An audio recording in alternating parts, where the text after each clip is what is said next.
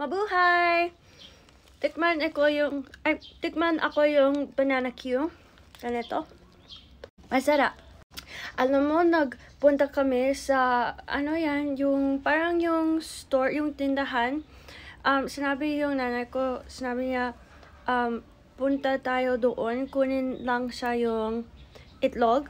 And then, sabi ko, okay, sama ako. She said, hindi na, dito ka sa kotse. Kasi ako nagmaneho. She said, okay, dito na ako. So, punta siya. Pero, meron lalaki na punta sa kotse. Pero, hindi ko nag-lock yung kotse. And then, yung ventanas sa baba, hindi sa taas. Like, hindi buksan yung ventana. And then, napunta siya sa likod. Nabuksan niya yung kotse. Hindi ko alam kung sino siya, hawakan niya yung kanin. So, of course, hindi ko alam. Sumasigaw ako. Sinabi ko, Tita! Wag! Kasi takot ako. Meron lalaki sa kotse, buksan niya yung pinto, takot ako. So, sinabi ko, wag! And then I was like, Tita!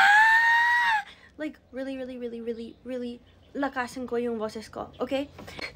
Nagsarado ko yung pinto, nag-lock, nagtakot siya, umalis siya. Ako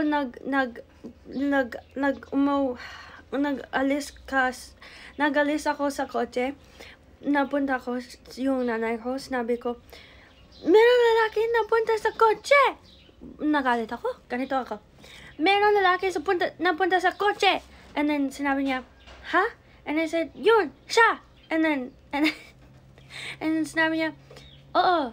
Sinabi ko, lagay mo sa kotse. And I said, hindi mo sinabi, bilhin tayo kanin. Sinabi mo, itlog lang. And then, hindi ko na alam dito yung tao na lagay sa kotse para sa'yo.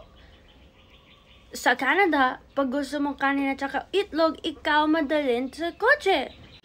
Natakot ako! Now, alam ko, pag bilhin mo kanin at saka itlog, meron lalaki nagpunta sa kotse. Alam ko na!